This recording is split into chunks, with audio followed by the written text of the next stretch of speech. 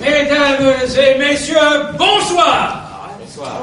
Eh bien, nous sommes ravis de vous accueillir aussi nombreux pour notre spectacle du bric-à-brac comique. Avant de commencer, je vous demanderai, mesdames et messieurs, de bien penser à éteindre vos portables et de ne pas prendre de photos au flash. Et maintenant, place au spectacle. Place au spectacle, mesdames et messieurs, avec la première des 12 pièces, oui, j'ai bien dit 12 pièces, que nous allons vous jouer ce soir. Et la première de ces pièces, comme vous pouvez le voir, mesdames et messieurs, est une tragédie. Et je dirais même plus une tragédie dans la plus pure tradition de la tragédie grecque. Elle a pour titre « Conscience d'aiguilleur ». Musique!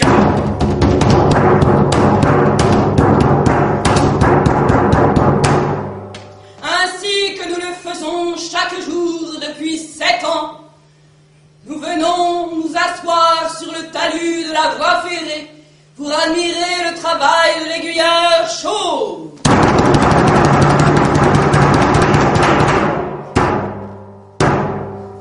Son travail a augmenté d'intérêt depuis que la compagnie des chemins de fer l'a obligé, par mesure d'économie, à se peindre le crâne en rouge pour remplacer le disque avertisseur.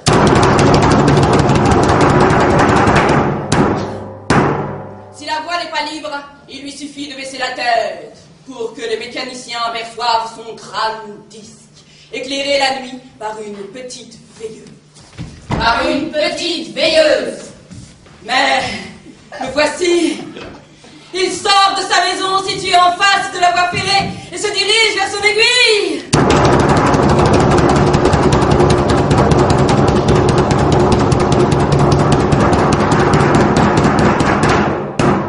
Me voici à mon poste. Il est 7h30 du matin. Le rapide intérimaire va passer. La main posée sur mon aiguille, le regard interrogeant l'horizon. J'attends.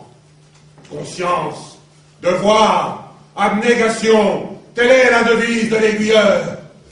J'aperçois, arrivant au grand trot sur la voie ferrée, la carriole qui précède de quelques minutes le rapide intérimaire, pour vérifier si les passages à niveau ont leurs barrières fermées. Cette sage précaution évite bien les accidents. La carriole avance entre les rails. Elle passe devant nous. Le conducteur agite sa cloche d'alarme pour annoncer l'arrivée du rapide intérimaire. Et voici le rapide lui-même. Comme chaque jour, il s'arrête à 200 mètres de l'aiguilleur. Oui, à cause du mécanicien. Son extrême myopie l'oblige à descendre de locomotive pour venir tâter le crâne disque de l'aiguilleur afin de reconnaître si la voie est libre.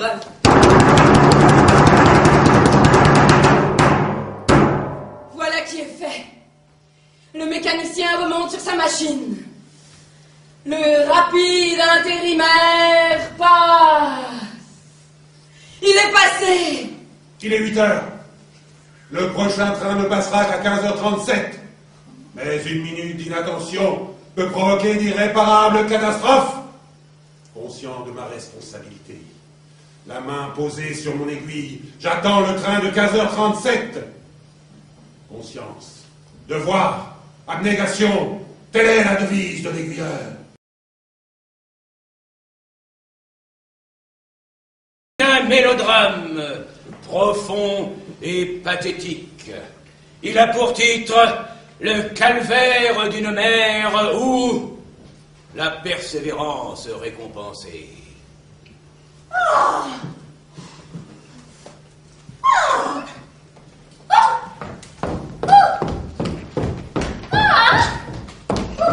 Toutes mes pensionnaires sont réunies dans le salon. Seule l'aveugle joyeuse n'est pas encore arrivée. Depuis 30 ans, c'est son premier retard. Quoi? Cela fait 30 ans que l'aveugle joyeuse est votre pensionnaire? Oui. La pauvre fille avait à peine 18 ans lorsqu'elle franchit pour la première fois le seuil de mon hospitalière maison. Depuis cette époque, sans prendre un seul jour de vacances, elle n'a cessé de donner à mes pensionnaires l'exemple du travail et du courage. Pauvre femme, elle ne rit jamais, et souvent ses yeux sont rougis de pleurs sur son phare. Nous regrettons parfois ce surnom d'aveugle joyeuse que nous lui donnâmes par dérision. À cause de son air triste. Sa vie doit avoir un mystère. Son cœur doit avoir un secret. Tout est étrange dans sa façon d'agir, jusqu'à ce jeune homme, à la mine sévère, qui vient lui rendre visite chaque jour. Hier, j'ai pu saisir quelques bribes de leur conversation. Rien de nouveau? Demanda le jeune homme à la mine sévère. Rien, toujours rien, répondait en soupirant l'aveugle. Mais la voici. Elle est encore plus triste que d'habitude.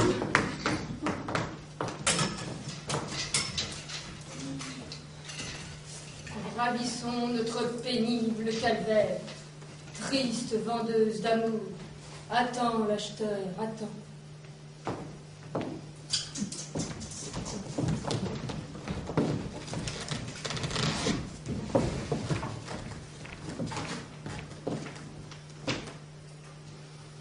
Un bon vieillard vient de prendre l'aveugle joyeuse comme compagne d'un instant. Et voici le jeune homme à la mine sévère qui vient faire sa visite quotidienne à l'aveugle joyeuse. Iliès! Ouais! Oh! Ciel! Oh! Entendez-vous ces cris dans l'escalier? Que se passe-t-il? S'écrie partout dans la chambre occupée par le vieillard et l'aveugle joyeuse. Vite, courons!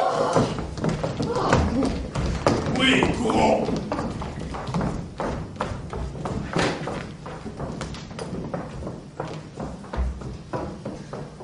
Que se passe-t-il? Pourquoi ces cris? Qu'y a-t-il?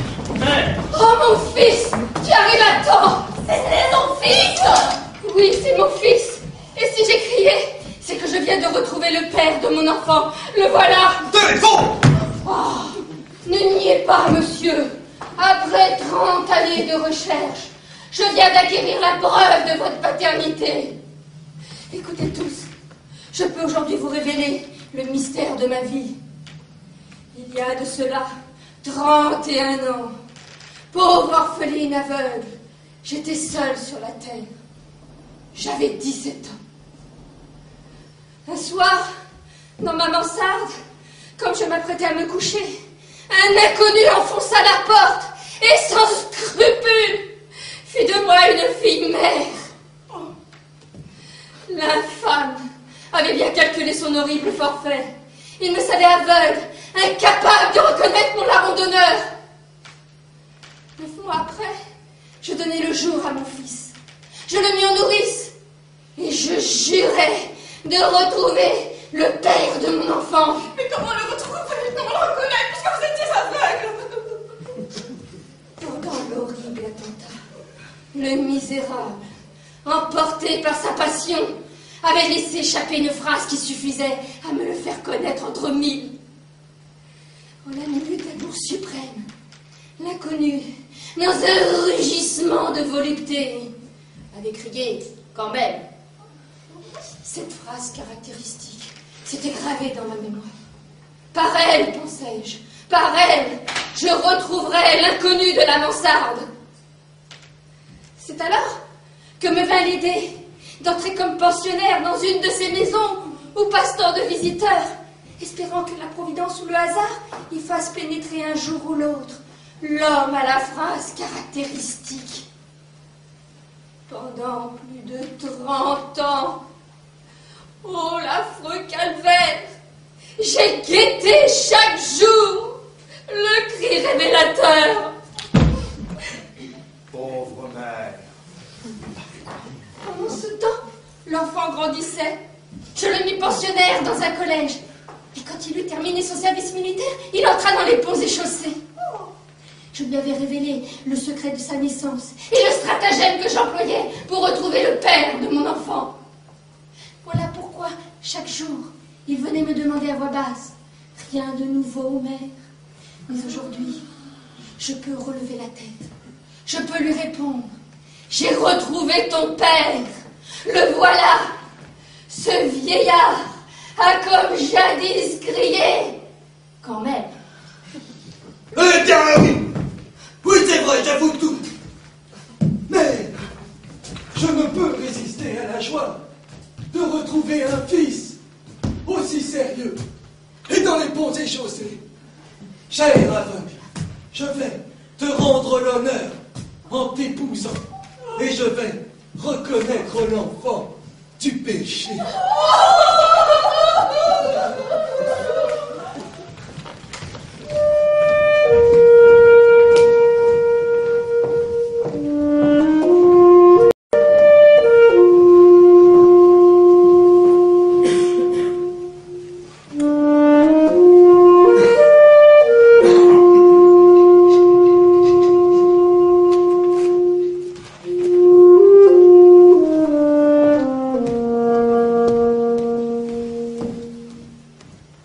Maintenant, mesdames et messieurs, nous allons vous jouer un vaudeville en 3 actes. Oui, mesdames et messieurs, en 3 actes, pas un de moins.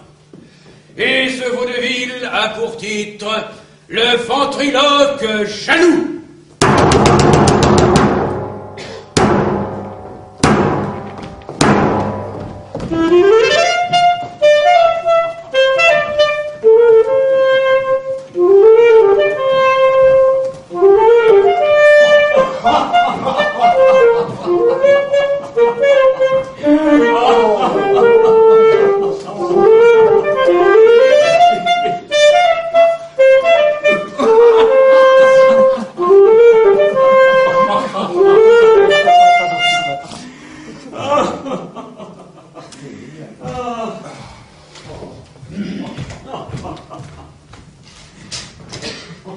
La femme que je viens d'épouser et que voilà est sourde et muette. Oh, sourde et muette? Oui, je l'ai choisie sourde et muette parce que je suis terriblement jaloux. Oh, la bonne idée. Son ingénuité l'empêche d'écouter les propos galants et d'y répondre. Pour plus de sécurité, je ne laisse aucun homme pénétrer chez moi. Vous êtes une exception. Grâce à votre laideur proverbiale, vous êtes pour moi un ami de repos. Mais la femme d'un ami, c'est sacré pour moi. Mais ne vous ennuyez-vous donc point à vivre avec une femme qui ne parle jamais? Elle parle quand je veux. Quand vous voulez. Oui, vous n'ignorez pas que je suis ventriloque et que je fais parler les mannequins dans les théâtres. Ah, je n'ignore pas. Mais je me sers du même procédé pour converser avec elle. Et Je lui parle de ma voix naturelle.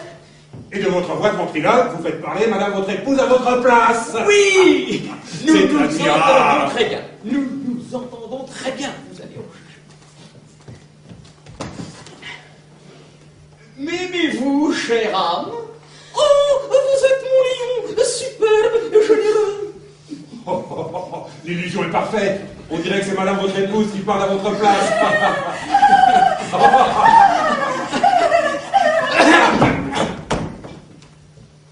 Vous avez trouvé le secret du bonheur conjugal.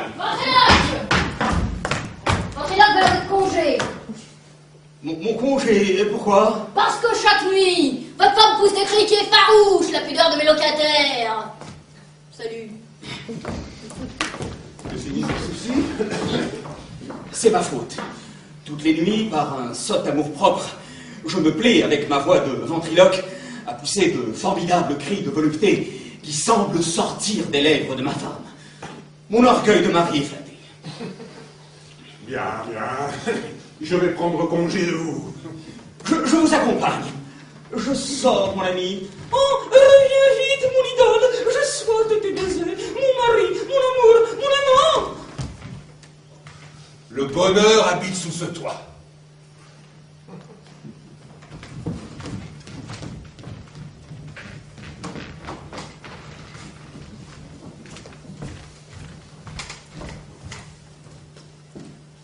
Je viens d'accompagner mon ami de tout repos. J'ai monté mon escalier pour regagner mon domicile.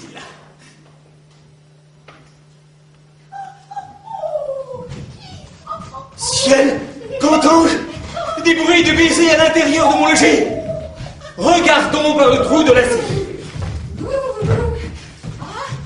Enfin, que vois-je? Anthony, le cousin de ma femme, en conversation criminelle avec elle. J'aurais dû me méfier. Les sourds-muets se comprennent par geste. Il m'est impossible d'assister plus longtemps à cette horrible mimique. Enfonçons la porte et châtions les coupables. Ah! Femme adultère! Tu vas mourir! Ah, j'oubliais. Une femme, même surprise en flagrant délit, proclame toujours son innocence. Avec ma voix de ventriloque, je peux lui offrir cette suprême joie. Non, je te jure, je suis innocente. Meurs donc, impudente menteuse. Prends! Et maintenant, à ton tour, Anthony le sourd-muet. Non, il me vient vient une idée. Je vais me venger plus effroyablement. Enfermons à clé l'amant de ma femme et courons chercher loufoque Holmes.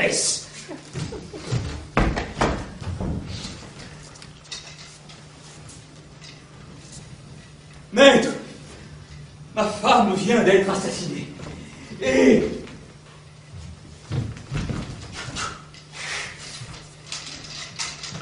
voici l'assassin. Vous entendez l'accusation? Qu'avez-vous à répondre? Voilà ma vengeance. Anthony est sourd-muet. Il ne peut pas répondre. Avec ma voix de ventriloque, je vais répondre à sa place et le perdre. Alors, répondez.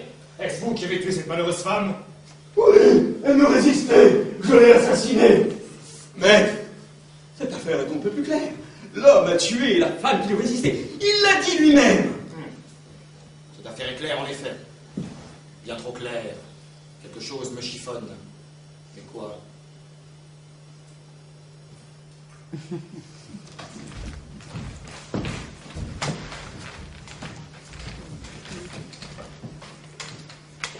La pièce que nous avons eu l'honneur et le plaisir d'interpréter devant vous ce soir était de Jean-Dominique Bardin.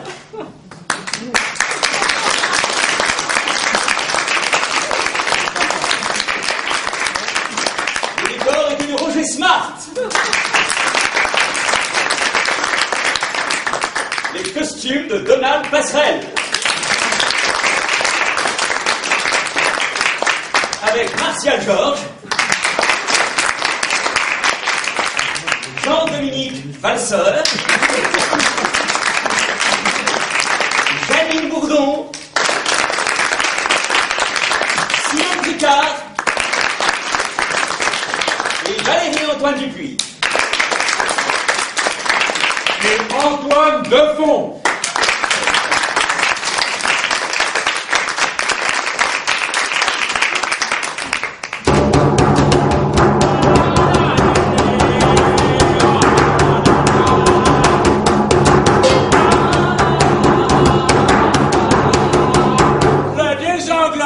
La forêt vierge.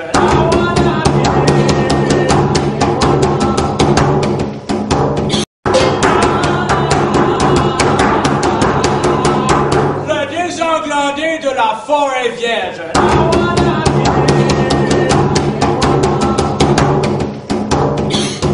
J'attends mon mari. Il revient aujourd'hui de son exploration dans les forêts vierges.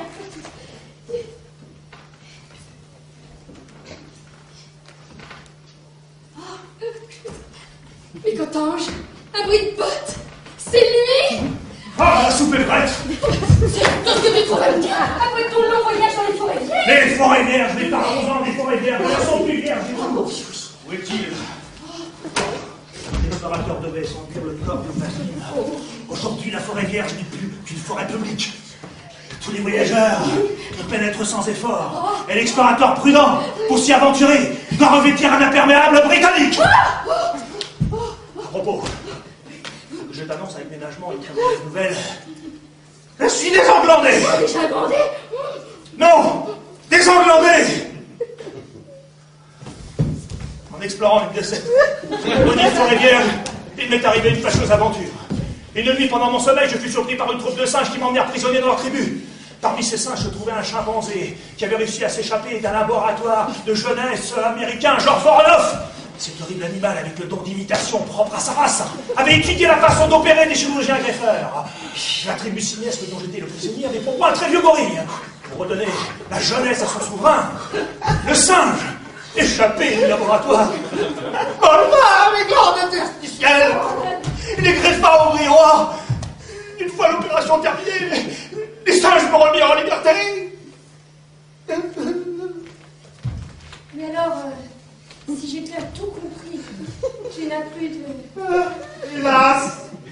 Mais c'est affreux. C'est d'autant plus affreux que ta navrante aventure va nous priver par contre-coup, enfin, si je veux encore employer l'arrêter, de l'héritage de tant de victoires. L'héritage de ton victoire? Oui, elle est morte pendant ton absence et elle nous laisse toute sa fortune. Oh, joie! À condition que nous ayons au moins un enfant. Ah, damnation! Fatalité, moi qui t'attendais, toute frémissante de désir, pour accomplir la dernière volonté de tant de victoire.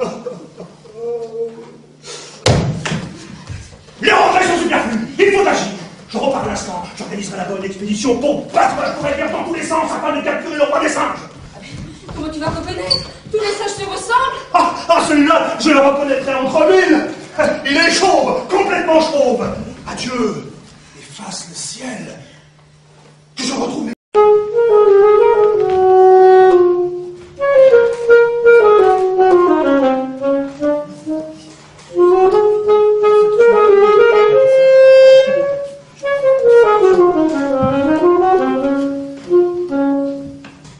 Et maintenant, mesdames et messieurs, je vous invite à pénétrer dans l'univers palpitant et mystérieux des aventures de Loufoque Holmès.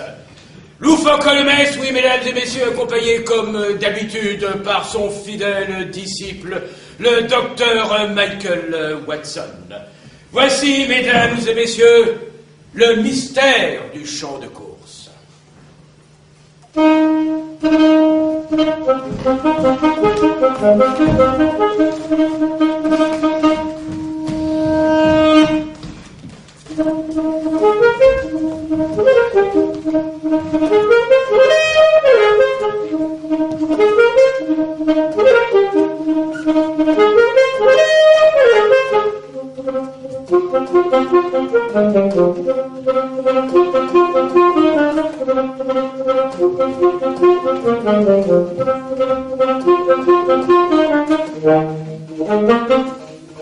Attention, attention, mesdames et messieurs. André Gloripic à Longchamp, dernière course. Outsider, jupe de renard, étoile de mer. Maître, me direz-vous ce que nous venons faire aujourd'hui sur le champ de course de Longchamp? Voici. Depuis quelque temps, le monde des courses est bouleversé. Chaque jour, les chevaux favoris et réputés invincibles sont battus par les rosses les plus notoires, c'est à n'y rien comprendre. La société d'encouragement m'a chargé d'éclaircir ce mystère. Un détail m'a déjà frappé dans cette curieuse affaire. À peine le cheval gagnant a-t-il dépassé le poteau d'arrivée qu'on le voit s'écraser sur la piste, cracher le sang, mourir. Les propriétaires, les entraîneurs et les jockeys sont les premiers stupéfaits de leur victoire. Hier encore, Corbillard 18 a battu les favoris, fils de Sardine et pour royal. Quelle surprise nous réserve la réunion d'aujourd'hui. La cloche vient de résonner. Les chevaux entrent en piste pour le grand prix de 50 000 francs. Voici les favoris. Genoux d'Altesse, Faille d'automne et Grand-mère Philippe. Suivi du peloton d'inconnus, Ouragan, Armoire à glace, Walter et dictionnaire encyclopédique. Le départ est donné. C'est ce genou d'Altesse qui met le train. Grand-mère Philippe, le sucre prêt. Ciel! Que se passe-t-il? Dictionnaire encyclopédique qui trottait lamentablement en queue. On dévale subitement à fond de train et rejoint le groupe de favoris.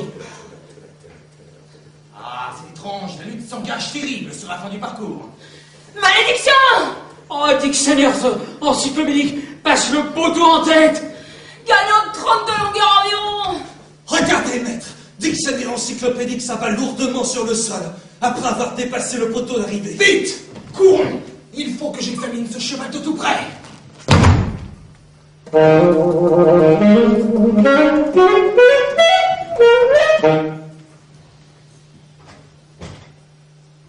Mort. Une bave sanglante coule le long de sa bouche. Vite! Examinons à la loupe ce dictionnaire encyclopédique. Oh, comme c'est étrange. Qu'y a-t-il, maître? Regardez, là, au poitrail, cette imperceptible piqûre. Je vois, maître. Mais quelles sont vos déductions? Vite! Courons, pari mutuel. Il faut que j'examine les lorgnettes de tous ceux qui ont joué sur dictionnaire encyclopédique. Courons!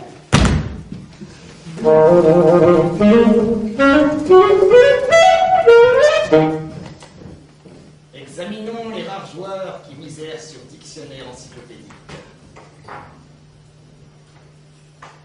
Oh! Comme c'est étrange, je viens de surprendre le regard de ce vieillard qui attend son tour devant le guichet. Non, non, c'est impossible. Parlez, maître. Vous êtes tout pâle. Ce regard. Non, non, je ne me trompe pas. Il n'y a pas de regard comme celui-là. Ce vieillard a un regard de Spectras. Spectras! Oui, c'est bien lui. Mais le bandit s'est senti découvert. Abandonnant le guichet, il fuit vers le champ de course pour regagner l'automobile où l'attendent ses complices. Vite, sautons à notre tour dans mon autodétective et lançons-nous à la poursuite de Spectras.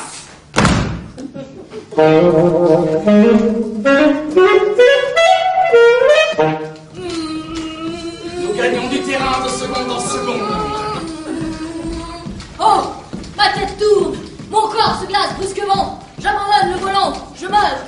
Mort. Tu veux dire ceci? À travers le nuage de poussière, j'aperçois le retour à l'horizon. Courage! Ah, l'horrible poursuite! La mort invisible rôde autour de nous. La mort est complice de Spectras. Redoublons de vitesse. Ahmed! Arrêtez! Moi aussi! Une étrange faiblesse. J'expire. Brave et fidèle disciple. Mais ne nous attendrissons pas, reprenons la route. Non, mais c'est étrange. Quelle brusque faiblesse. Mes mains ne peuvent plus tenir le volant. Ma vue s'obscurcit. Arrêtons l'auto. Mais comme c'est étrange. Bah, Spectras arrête également son auto tragique. Lui et ses complices me regardent en ricanant. Ah! Misérable! Tu triomphes encore aujourd'hui! Mais par quelle invention diabolique as-tu fait périr mes compagnons? C'est bien simple, cher grand détective. Afin de me poursuivre, toi et tes policiers avez dévoré les kilomètres. Oui, eh bien. Eh bien, ces kilomètres étaient empoisonnés. Oh, j'aurais dû m'en douter. Oui, nous avions dans notre auto tragique des sacs de fausse poussière. Et c'est cette poussière poison que nous jetons derrière nous, que vous avez respiré et qui a semé la mort parmi vous. Mais console-toi, Loufoque Holmes, tes déductions sur la lorgnette étaient justes. Toi seul étais capable de deviner ma ruse. Oui, tu avais deviné, c'est avec ma lorgnette que je faisais gagner les chevaux non favoris. Ma lorgnette n'avait que la forme d'une lorgnette. En réalité, c'était un pistolet silencieux à air comprimé. Ce pistolet lorgnette me permettait de viser sans attirer l'attention la rose que j'avais jouée et de lui envoyer dans le poitrail une flèche minuscule de la grosseur d'une aiguille. Je ne comprends pas. Ah! Tu vas comprendre, cher grand détective. Cette petite flèche était enduite d'un terrible virus qui inocule instantanément au cheval une maladie qui devait lui assurer la victoire et me faire toucher la grosse cote. Mais quelle maladie? Ah, l'asthésie galopante.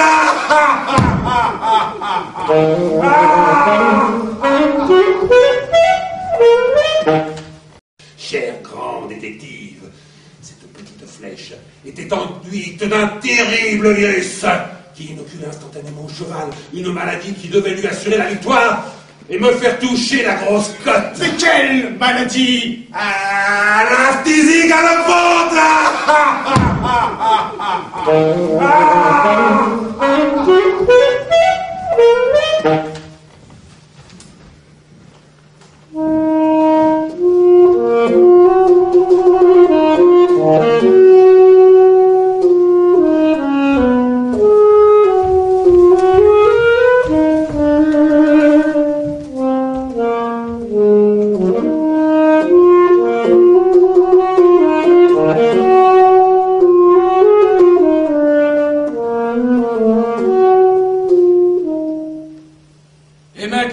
Messieurs, dans la plus pure tradition du drame romantique, voici une pièce de sentiment, de tempête et de passion. Une pièce, je vous le confie, mesdames et messieurs, que Victor Hugo lui-même regrette de ne pas avoir écrite. Voici, mesdames et messieurs, les drames du palais Borgia. C'est donc vrai, chère Lucrèce, le chaste gentilhomme refuse votre amour? Oui. Rien n'y fait. Ni supplication ni menace. Le chaste gentilhomme veut rester fidèle à sa fiancée, la pure et divine Lorenza. Mais le voici qui vient. Je vais essayer une suprême tentative de séduction. Et s'il refuse encore mon amour... par la Sainte Malone, malheur à lui! Vous m'avez aimé près de vous, madame? Oui. Je vous en supplie, madame, ne me regardez pas ainsi. Il y a de telles œillades qu'un chaste gentilhomme ne peut supporter sans rougir. Enfer! Tu me résistes encore? Apprends donc qu'on ne dédaigne pas impunément l'amour de Lucrèce Borgia. Voilà, mes hommes d'armes! que l'on s'empare sur le champ du chaste gentilhomme et qu'on l'enferme en lieu sûr. Tu peux m'emprisonner, Lucrèce. Tu n'auras pas mon amour. Je n'aimerai jamais que ma pure et divine Lorenza. Je veux me venger horriblement du mépris de cet homme. Dès ce soir, je veux que la pure et divine Lorenza soit prisonnière au palais. Viens, ma sinistre confidente. Suis-moi. Où allons-nous? Dans les souterrains du palais, chez Angelico l'écorcheur. Viens.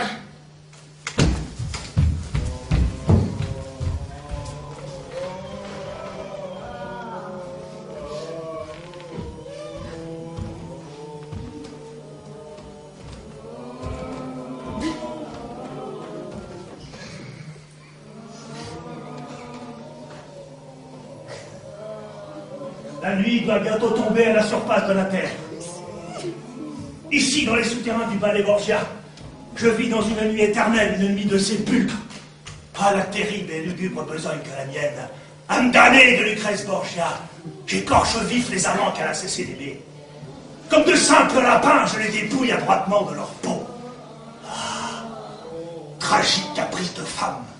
Lucrèce ne veut pas que les peaux qu'elle honora de ses baisers puissent être embrassées par d'autres femmes. De temps en temps, elle descend dans mon laboratoire et vient contempler les peaux de ses anciens amants, admirablement conservés grâce à mes merveilleux onguents. Quant aux malheureux écorchés vifs, ils les gémissent lugubrement en réclamant leur peau d'une voix plaintive. Mais j'entendais pas qui peut bien venir à cette heure. Angelico. Oui. Cette nuit, mes hommes d'armes amèneront ici une jeune fille. Tu sais ce que tu dois faire des personnes que je t'envoie? Oui. Bien. Mais avant l'écorcher vive, voici ce que je te demande de faire.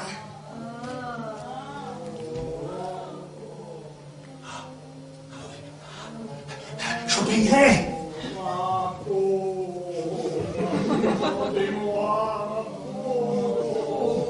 Ces voix! Ce n'est rien. Ce sont les écorchés. Remontons. Et toi, Angelico, exécute fidèlement mes ordres. Adieu.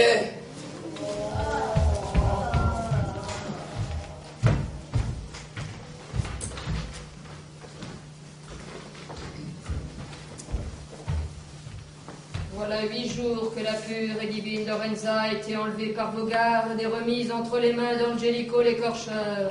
Ma vengeance est prête. Voici venir le chaste gentilhomme que je fais quérir dans son cachot pour lui réserver une douce surprise.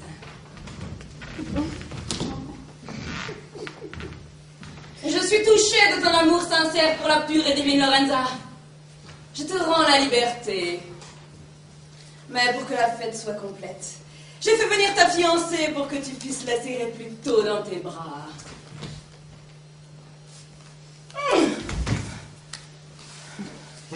Faites entrer la pure et divine Lorenza. Choix. Eh bien, chaste gentilhomme, embrasse ta fiancée.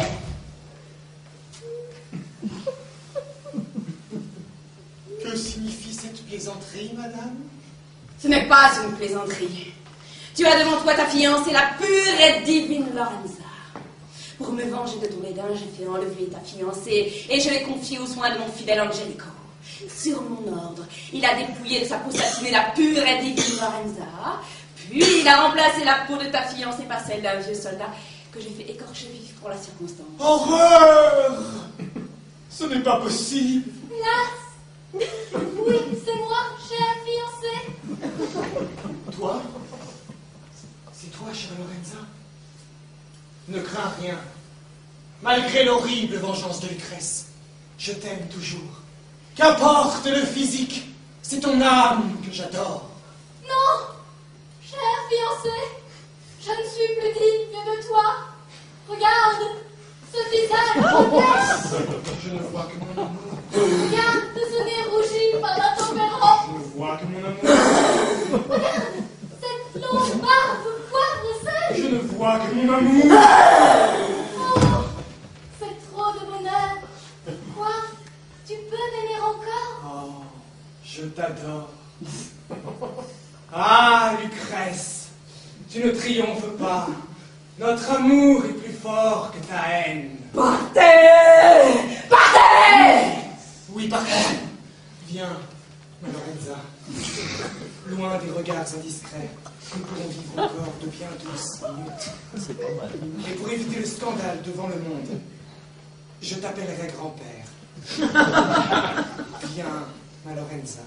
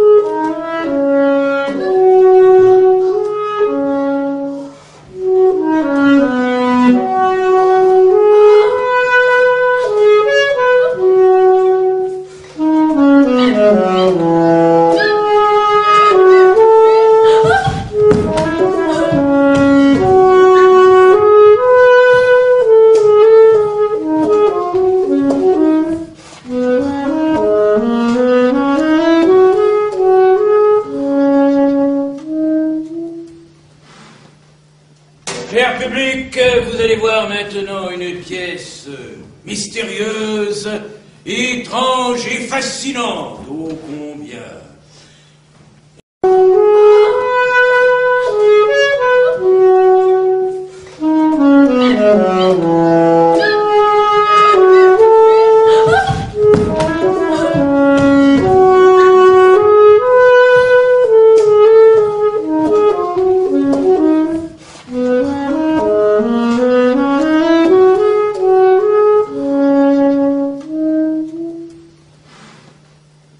Cher public, vous allez voir maintenant une pièce mystérieuse, étrange et fascinante, ô combien. Elle a pour titre Réincarné ou Les mystères de l'inconnu.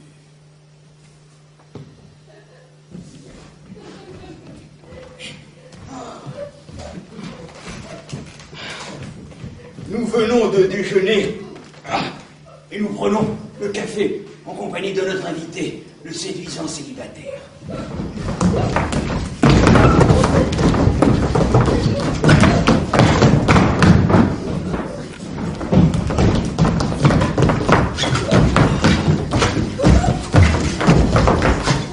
Serez-vous toujours inflexible? Je vous adore. Chut, mon mari pourrait nous entendre. Avez-vous assisté, cher monsieur, à ces conférences sur la réincarnation qui font courir tout Paris? La conférencière spirit prétend pouvoir nous révéler nos existences antérieures. La bonne idée. Oui, j'ai assisté à une conférence de ce genre. Et la conférencière voyante m'a même affirmé. Mais non, ma modestie m'oblige à garder le silence là-dessus. Allons, cher ami, pas de fausse modestie, parlez. Eh bien, voilà. Il paraît, d'après la voyante, que mon âme fut jadis incarnée dans le corps de Roméo. Cet astucieux mensonge va me donner du prestige et m'aidera à vaincre les dernières réticences de l'épouse volage. Roméo? Est-ce possible? Et rien dans votre existence antérieure ne vous fit jamais soupçonner que vous aviez été Roméo autrefois? Non. Mais à présent que je sais, je comprends pourquoi. À l'école, j'étais toujours premier en gymnastique. Et pourquoi je grimpais à l'échelle de corne mieux que personne. C'était un souvenir de ma vie antérieure. Lorsque je montais rejoindre ma Juliette sur son balcon. Oh, Roméo!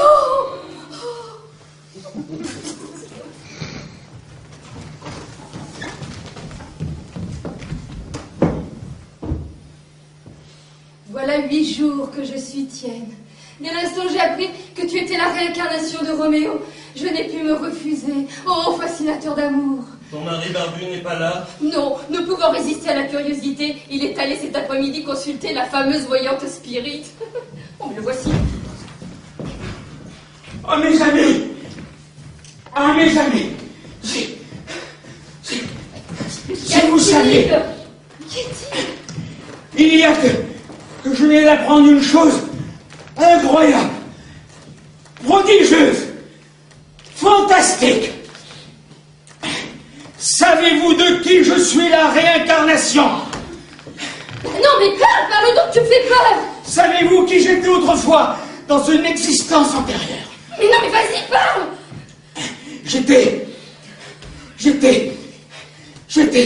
J'étais Juliette Capulet. La voyante me l'a affirmé. Quelle étrange coïncidence. Dire que c'est lui qui fit battre amoureusement mon cœur de jeune fille dans une existence antérieure. Dire que c'est toi, mon Roméo. Ah, la fatalité a fait réincarner ta Juliette dans un corps d'homme. Mais si l'amour nous est interdit, nous pourrons du moins ressusciter le passé et retrouver par la magie du souvenir d'un sublime roman d'amour. Ah, dis, mon Roméo, te souviens-t-il de notre tendre baiser sur le balcon au clair de lune? Oh, dis, t'en souviens-tu? Je m'excuse. Un rendez-vous urgent. Roméo! Oh, il est parti! Oh, le méchant!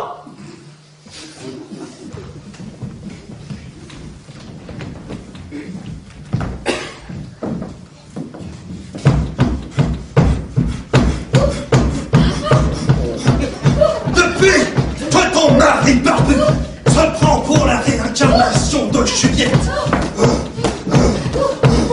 la vie est intenable. Dès qu'il m'aperçoit, il me fait les yeux doux et soupire de façon grotesque en évoquant notre soi-disant amour il y a plusieurs siècles. Écoute, la porte de ton appartement craque sous une poussée vigoureuse. On enfonce la porte, mon mari barbu qui s'avance. Misérable! Misérable! Misérable, Roméo! Oui, tu as trahi ta Juliette avec cette femme. Tu vas mourir! Au secours! Au secours! Au fou! Au fou! L'âme de Juliette, réincarnée en mon corps, réclame vengeance. Meurs donc! Perfidement! Pas! Ah. Vous pouvez m'arrêter. J'ai tué Roméo. Je suis Juliette Capulet.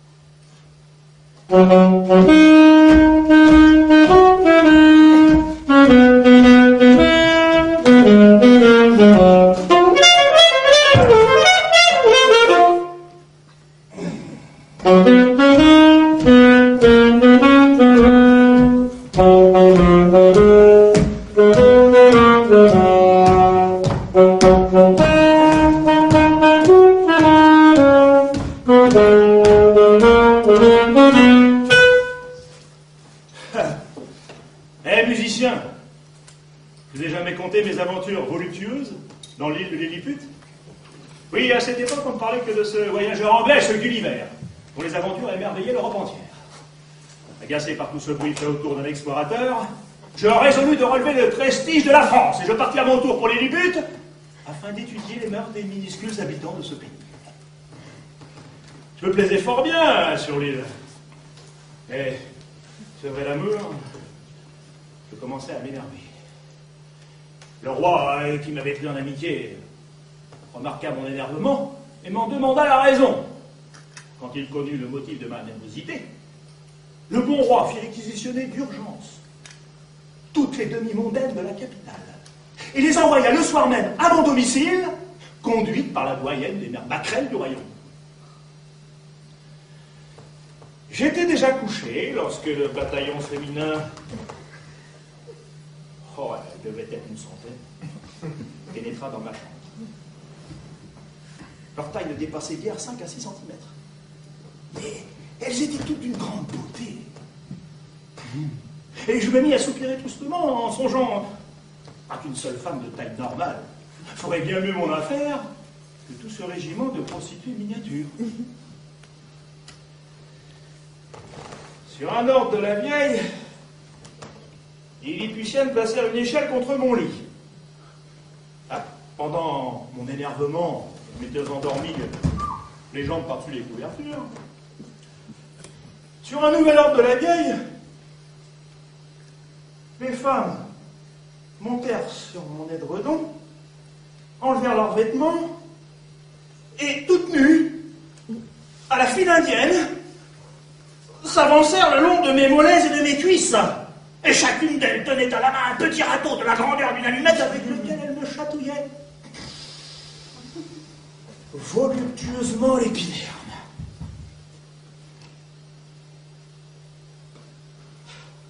Arrivé sur ma poitrine, le mignon bataillon féminin s'arrêta et, au signal de la vieille, exécuta avec un ensemble parfait une série de danses lascives, dans le but évident d'exciter mes désirs. Et pour ne pas gêner les danseuses, la vieille s'était assise un peu plus bas, là, sur mon corps, et sommeillait. La malheureuse ne se doutait pas qu'elle dormait sur un volcan. Soudain, comme projetée par une catapulte, la doyenne des Maquerelles de Lilliput décrivit dans l'espace une rapide trajectoire, et voilà! Et m'en s'écraser contre le mur de ma chambre. Oh. L'infortuné était mort sur le coup. À cette vision d'horreur, les femmes se précipitèrent sur leurs échelles, descendirent de mon lit et quittèrent la chambre sans même prendre le temps de se rhabiller.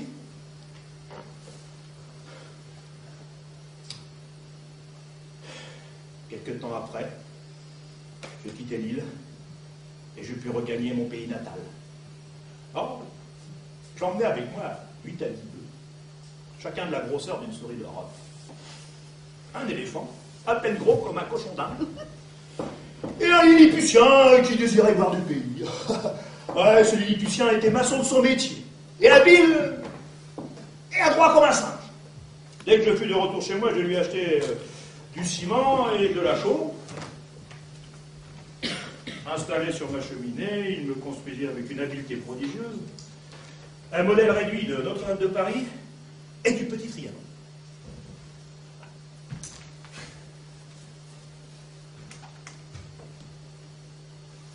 Malheureusement, cet industrieux Lilliputien tomba amoureux fou de ma femme, et sa jalousie à mon égard fit naître dans son cerveau une étrange inspiration. Un soir, se glissant avec tout son matériel de maçon sous les draps de ma femme endormie, et profitant de son profond sommeil, il mura de ciment armé le paradis artificiel dont il était jaloux. Le lendemain matin, selon mon habitude, je me précipitais tout frémissant d'amour auprès de ma compagne. Bougé de ma fureur lorsque je découvris cet odieux travail de maçonnerie. Je me mis tout de suite à la recherche de ce machiavélique Lilliputien, Mais l'infortuné s'était fait justice lui-même et je le découvris pendu au lacet du soulier de ma femme.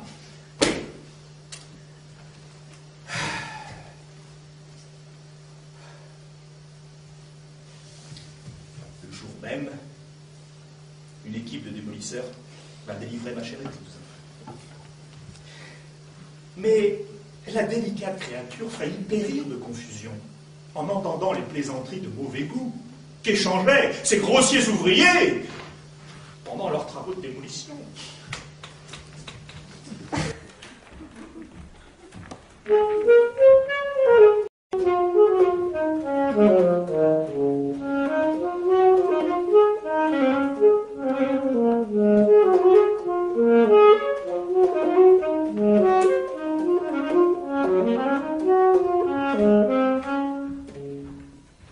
Vous avez admiré, mesdames et messieurs, son intelligence et son flair.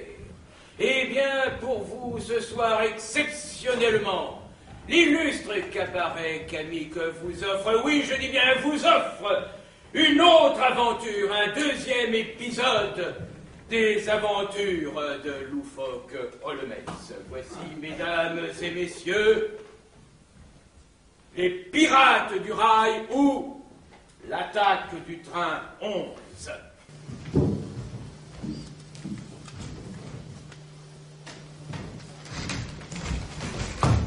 Oh, maître! Oh, je vous ai fait prévenir en toute hâte. Je suis avisé que le train 11 vient d'être attaqué il y a 1 heure, c'est-à-dire à midi, juste par des loups. Par des loups? Non! Par des bandits masqués de loups. C'est dans le wagon-restaurant, en plein déjeuner, que les bandits ont fait irruption. Braquant leur browning sur les voyageurs attablés, les audacieux malfaiteurs, après avoir crié haut les mains, dévalisèrent rapidement leurs victimes terrorisées. Au cours de cette attaque diurne sans précédent, un infortuné garçon de wagon-restaurant eut la cervelle brûlée. Mais les bandits ont tiré sur lui? Ben non! Le malheureux garçon était en train de porter une soupière de bouillon fumant à un client lorsque les bandits surgirent en criant haut les mains. Terrorisé, le garçon obéit, leva les bras et renversa sur son crâne chauve la soupière de potage fumant qu'elle lui brûla la cervelle. Lors qu'on fait, les bandits actionnèrent le signal d'alarme et comme le train ralentissait, ils sautèrent sur la voie ferrée et s'enfoncèrent dans le jour. Les gendarmes ont interrogé sans résultat. Dans les champs qui bordent de la voie ferrée, les gardes-soies, les gardeurs de vaches, les paysans. Oh, je commence à comprendre. Vite!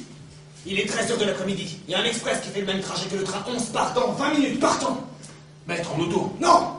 Il faut absolument que je fasse le même parcours que le rapide attaqué pour découvrir la piste tragique. Retenez bien ce que je vais vous dire, car c'est de la plus haute importance. Il faut absolument savoir si les vaches regardent toujours passer les trains. Maître, la chaleur... Non! Je ne suis pas fou. Si mes déductions sont exactes, les yeux des vaches nous donneront la clé de l'énigme. Partons!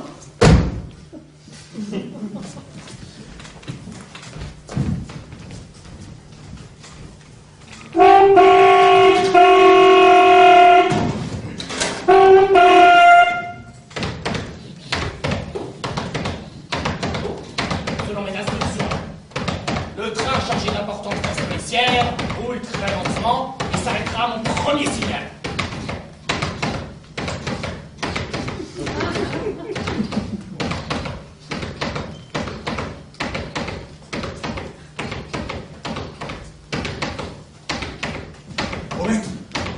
Je crois que nous arrivons à l'endroit approximatif où les bandits sautèrent sur la voie. Silence! Je braque mes yeux sur l'endroit approximatif. Oh, c'est étrange! Que se passe-t-il, maître? Ah, je ne m'étais pas trompé. Il y a des vaches qui ne regardent pas passer les trains.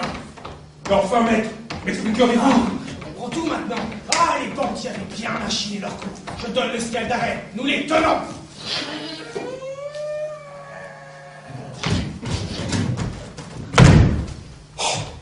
Le maître détective deviendra-t-il fou? Il nous entraîne dans une prairie, en bordure de voie ferrée, où un brave paysan garde ses vaches. Pacifique. Cernez les vaches! Oh, les mains! Loufoque Holmès, tout est perdu!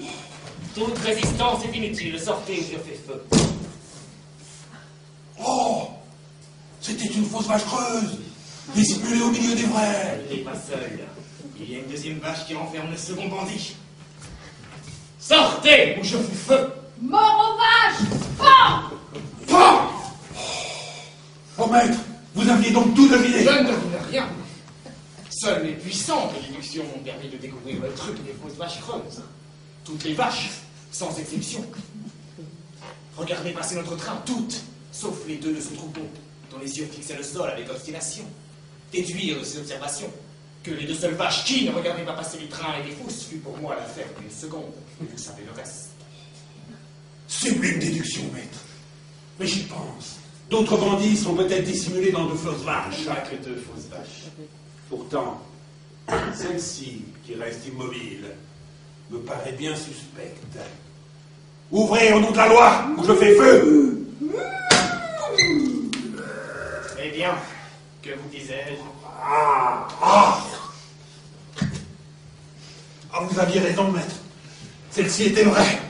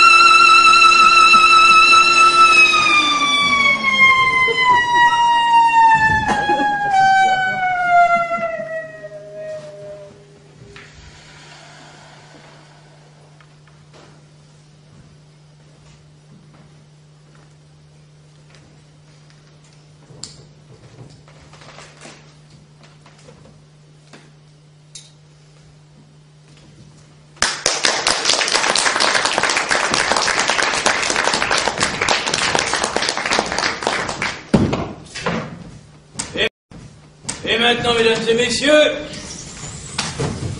retenez bien votre souffle, car nous allons vous faire partager les angoisses et les affres du chasseur intrépide qui s'aventure dans la jungle hostile et périlleuse. La pièce a pour titre Une chasse au tigre.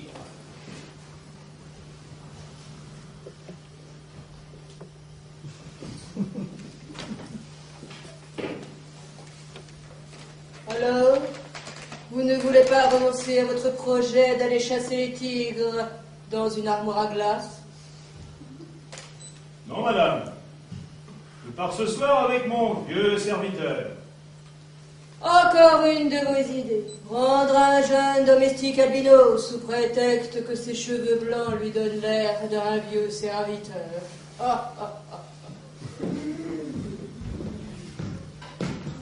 L'armoire à glace de monsieur est avancée.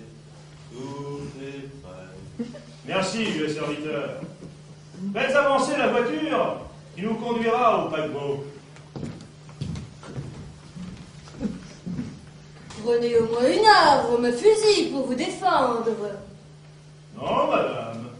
Pour la chasse au tigre, je n'emporte que mon armoire à glace. Un de ces jours.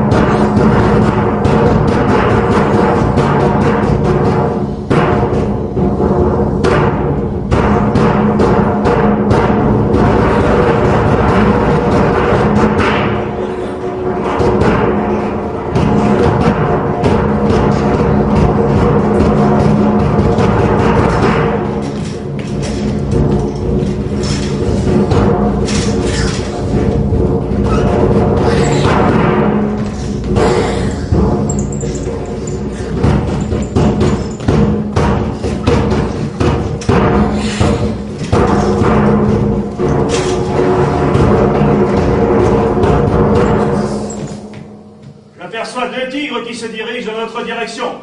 Vite.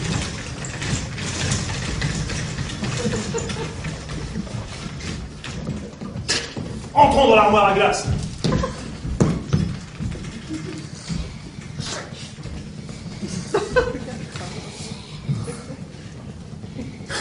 Par le trou de la serrure, je surveille le gibier. Puis-je demander à monsieur ce que font les tigres? Ils se regardent dans la glace, c'est tout ce que je désirais. Vite, passez-moi le morceau de mou. Vite, sortons.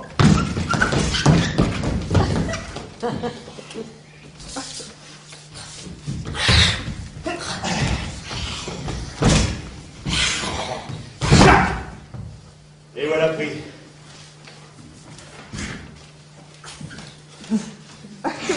Ne suis-je pas trop indiscret en demandant à monsieur pourquoi les tigres ne nous ont pas dévorés? Les tigres ne nous ont pas dévorés parce qu'ils se sont regardés dans l'armoire à glace. De glace posée spécialement à mon armoire diminue tout ce qu'elle réfléchit. Ils se sont vus de la grandeur d'un chat. Ils ont d'abord été surpris, puis par autosuggestion, ils se sont persuadés qu'ils étaient réellement des chats. Comprenez-vous pourquoi, vieux serviteurs, ils ne nous ont pas dévorés et ont préféré le mou? Mais... oh, il se fait tard. Rentrons dans notre patrie.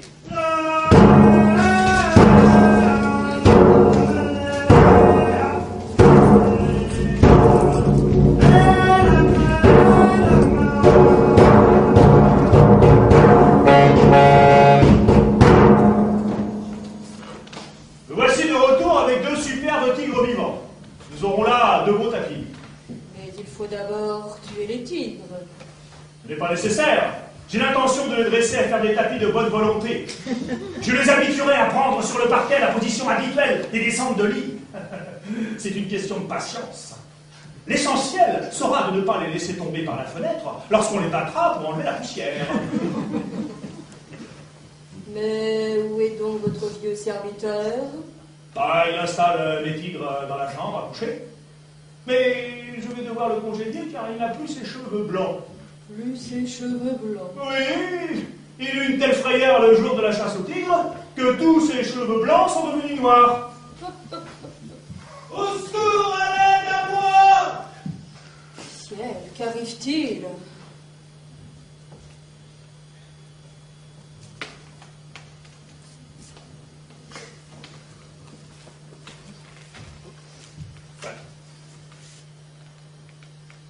Je commence à comprendre le motif de ces cris désespérés. Suis-je si distrait tout de même? Et j'ai oublié d'enlever de ma chambre l'armoire ordinaire qui s'y trouve. Celle-ci ne diminue pas les objets. Les faux ont dû se regarder. Et se voyant de grandeur naturelle, ils ont réalisé qu'ils étaient de véritables tigres. Ils sont en train de dévorer mon vieux serviteur. Et ça n'a pas d'importance. De toute façon, j'allais le congédier.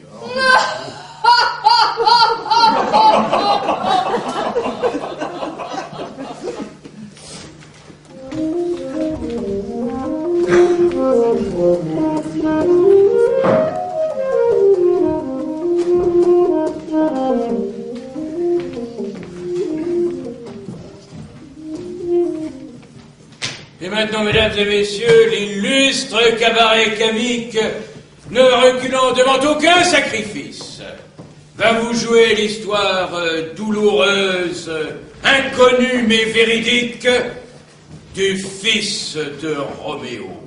Mesdames et messieurs, voici le fils de Roméo ou l'enfant de la haine.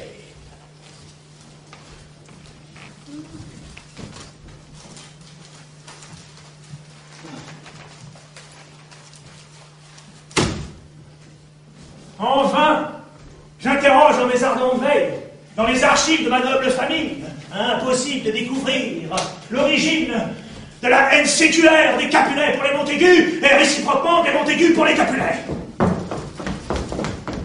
Je viens de compulser le dernier parchemin, je ne trouve rien.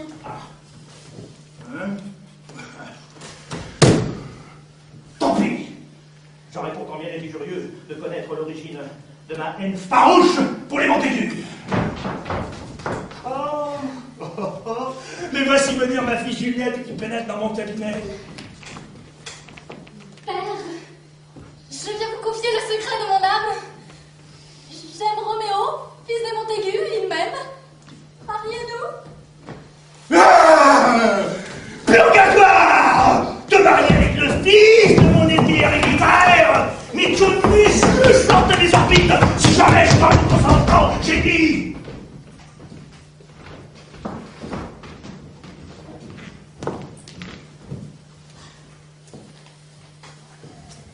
Aucun sacrifice va vous jouer l'histoire douloureuse, inconnue mais véridique, du fils de Roméo.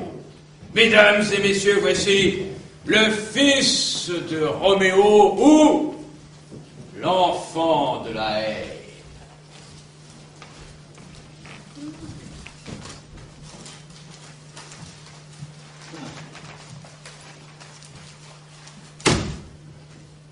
Enfin, j'interroge dans mes ardentes veilles, dans les archives de ma noble famille, impossible de découvrir l'origine de la haine séculaire des Capulets pour les Montaigu et réciproquement des Montaigu pour les Capulets.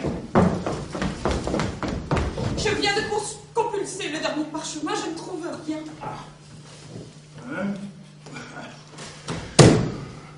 Tant pis. Je réponds combien il est curieux de connaître l'origine de ma haine farouche pour les Montaigu.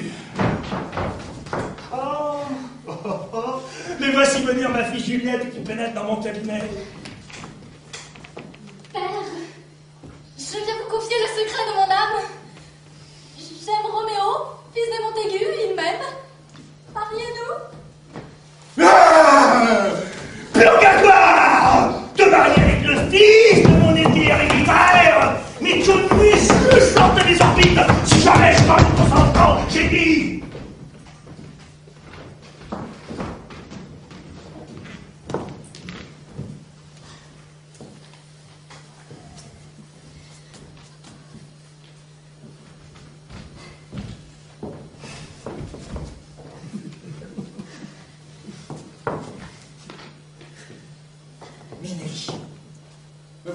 dans la maison de Juliette. L'armoire à glace est attachée au balcon, c'est le signal. Je peux monter. Vite. Plaçons cette vulgaire échelle de jardinier contre le mur. Et maintenant, montons accrocher ma poétique échelle de soie.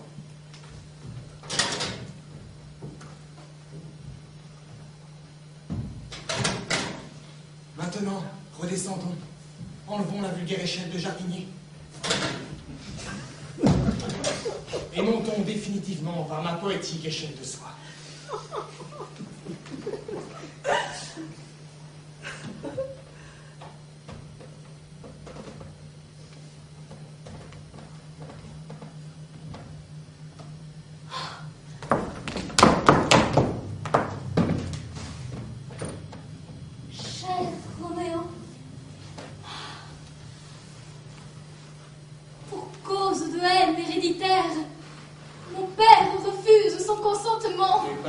Également inflexible.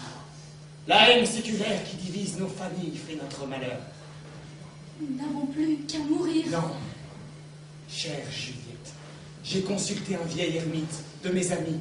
Il m'a donné un narcotique de sa composition. Je ne comprends pas. Tu vas comprendre. Ce narcotique que nous allons boire nous donnera l'apparence de la mort et nous endormira pour une 60aine d'années. À notre réveil, la colère de nos parents sera sans doute calmée. Mais, cher Roméo, si je calcule bien, nous avons 18 ans aujourd'hui. À notre réveil, nous en aurons 78. Oui, mais ce merveilleux narcotique conserve la jeunesse. Nous nous réveillerons dans 60 ans aussi jeunes qu'à présent. C'est merveilleux.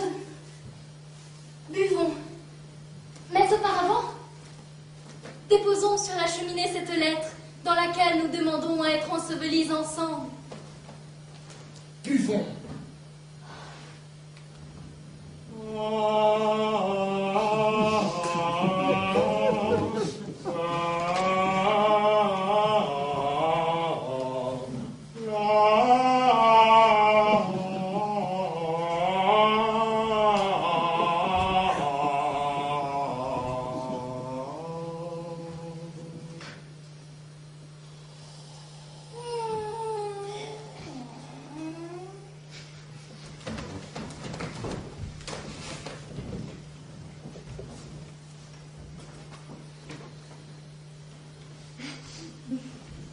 Bien passé. Nous avons dormi 60 ans sous l'effet du narcotique. Hier soir, vers 7h15, nous nous sommes réveillés et nous avons pu quitter notre caveau de famille sans attirer l'attention. Nous sommes aussi jeunes et beaux que le jour de notre mort artificielle. Nous allons pouvoir nous aimer librement. Tous nos parents sont morts depuis longtemps. Les Capulets et les Montaigu ont fini par se massacrer jusqu'au dernier. Nous sommes les seuls descendants des deux familles ennemies. Non, cher Roméo, car je veux être mère. Mère? Oui, j'avais oublié de te prévenir. J'étais déjà enceinte de tes œuvres avant de prendre le narcotique. C'est insensé. Mais alors, tu es enceinte de 60 ans? Oui, je ne pouvais mettre mon enfant au monde pendant ma léthargie. Mais c'est vrai, parce que tu dormais. Mais il n'y a pas une minute à perdre, je cours chercher un médecin.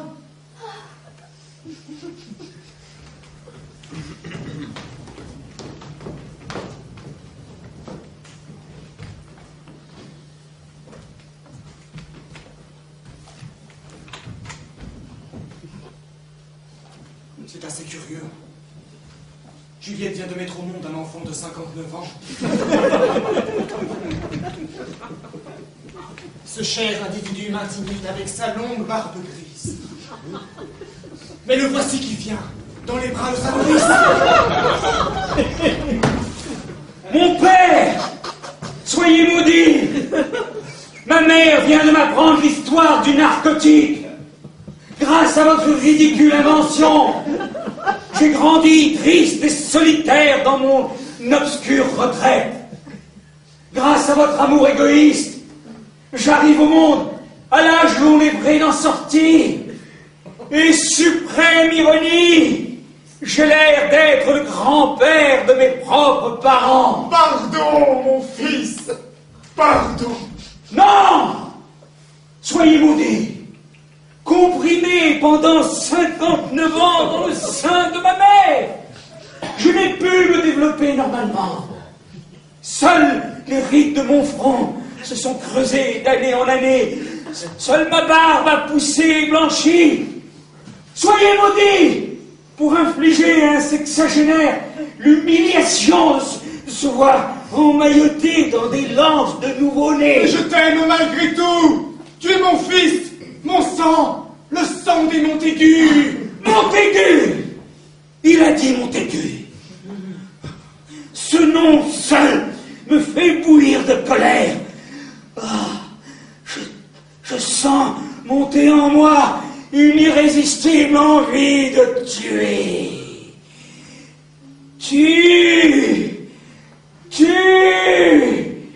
C'est son Montaigu!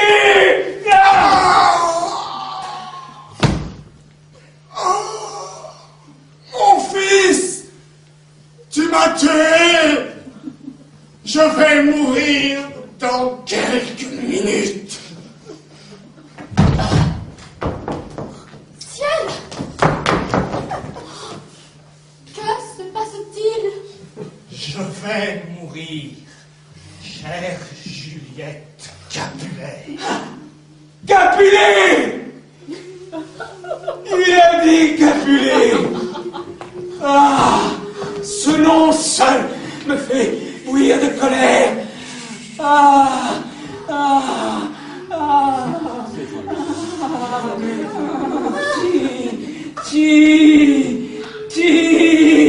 Si c'est Capulet! Je vais mourir! Qu'avez-vous fait, vilain garçon? L'approche de la mort me donne une grande lucidité. Notre fils à part toi du sang des Capulets n'a pu supporter la vue d'un Montaigu. Et c'est pour cela qu'il m'a tué. Fatalité! Fatalité! L'enfant possède par Roméo du sang des Montaigu dans les veines. Il m'a étranglé, reine des Capulets.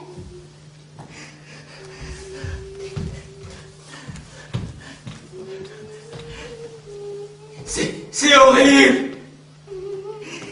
Les sangs ennemis des Montaigu et des Capulets se combattent en moi!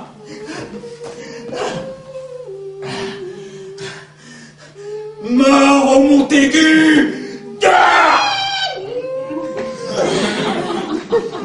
Mort au Capulet!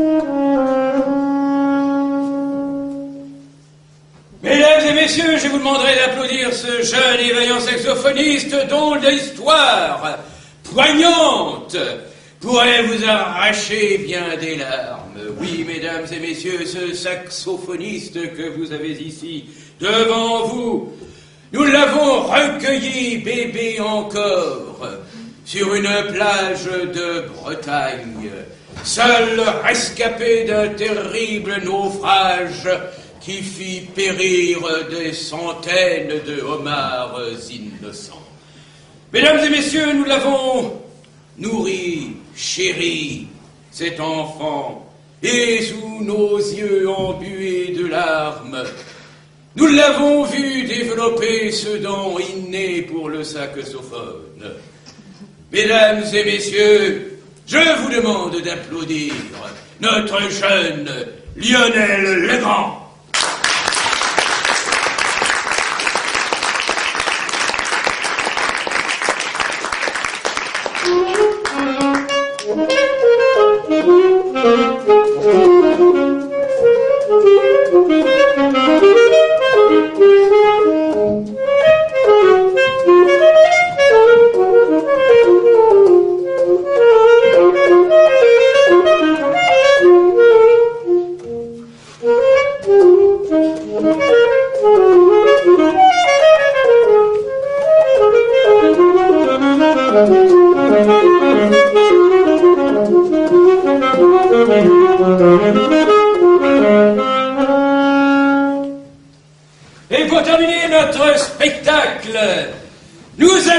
jouer l'aventure palpitante, une aventure de cap et d'épée, pleine de surprises et de rebondissements. Mesdames et messieurs, voici le fils des 3 mousquetaires. Voilà! T'avais mis le diable!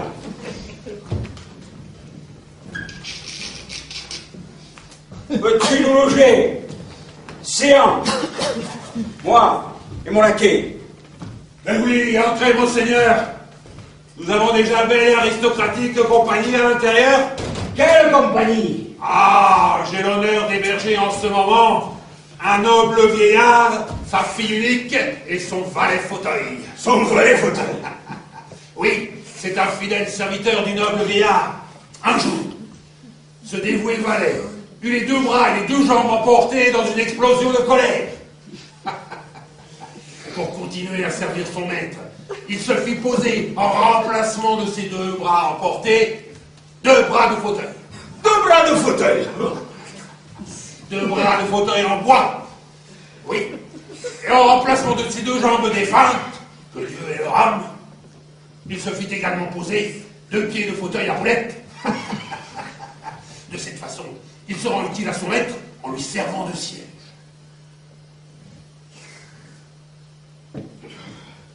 Pêche. Voici le noble vieillard qui s'avance. Permettez-moi de me présenter à vous, monsieur. Je suis le fils des 3 mousquetaires. Le fils des 3 mousquetaires? Oui. Ma mère fit un soir la connaissance de D'Artagnan, de Porthos et d'Aramis. Ma mère était belle, mon père était beau. Bref, je fus le résultat de cette heureuse rencontre. Je réunis à moi seul toutes les qualités de mon père, les 3 mousquetaires. J'ai le courage d'Artagnan, la force de Porthos et la modestie d'Athos. J'ai bien connu, messieurs, votre père. Mais je me sens un peu fatigué. Permettez-moi de siffler mon valet fauteuil.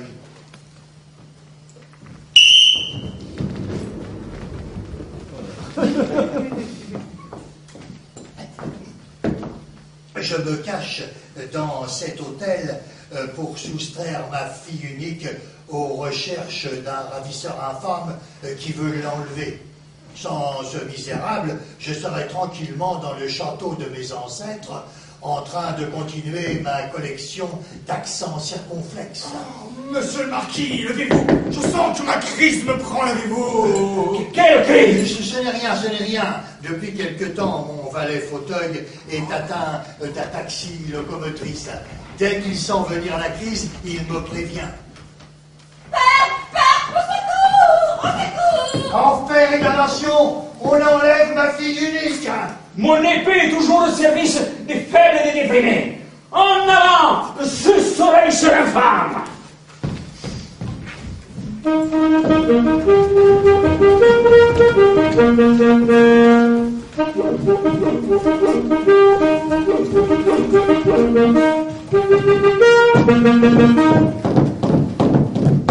Avec mes lunettes d'approche, j'aperçois le ravisseur infâme à l'horizon. Que fait-il? Il descend de son cheval et frotte la route. Il frotte la route? Oui, il efface les traces de son passage avec de la mie de pain. Il n'y a pas de minute à perdre. As-tu un aimant à me prêter, ami? Oui, monseigneur. Voici les bancs où je me sers pour attirer chez moi. Cavalier marde de fer. Toi, reste ici pour soutenir ce noble vieillard. Oh, je sens que ma crise me prend. Je sens monter en moi une irrésistible envie de courir. La crise me prend. Profitons de cette crise d'ataxie locomotrice pour soutenir ce noble vieillard. En avant! Nous le rattrapons. Nous voici à portée. Satan, mon patron! À nous deux, monsieur le redresseur de tort!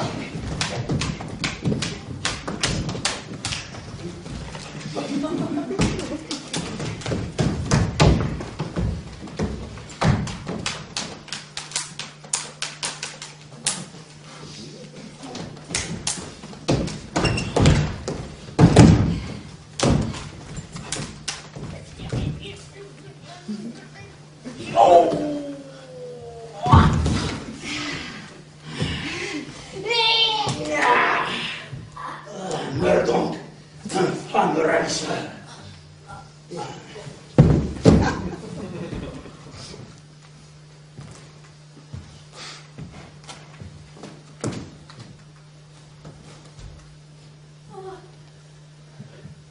Mon sauveur.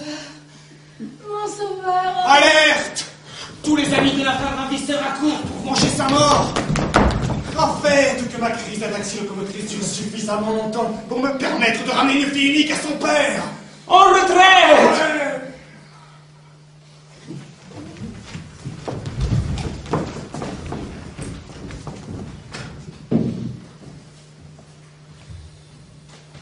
Voici votre fille unique, noble Léa. Mais nous sommes poursuivis! Songeons à le défendre! Messieurs, une troupe d'hommes masqués entoure la cour et Georges a pénétré dans la maison. Mordius! Je n'ai plus d'épée! J'ai laissé mon épée dans le ventre de l'infâme ravisseur! Hélas, moi aussi, j'ai mis mon épée par distraction dans le fourreau de mon parapluie que j'ai oublié au café. Fatalité! Que faire? Vite! Avec votre canif, taillez en pointe les deux bras de fauteuil.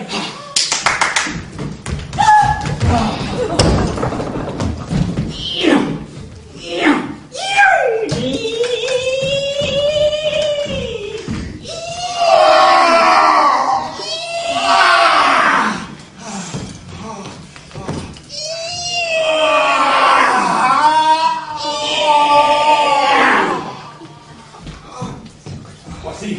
Maintenant, vos deux bras ont l'air de deux véritables corps. Justement, avec mes deux bras grands, je vais pouvoir tenir l'ennemi en respect durant quelques minutes.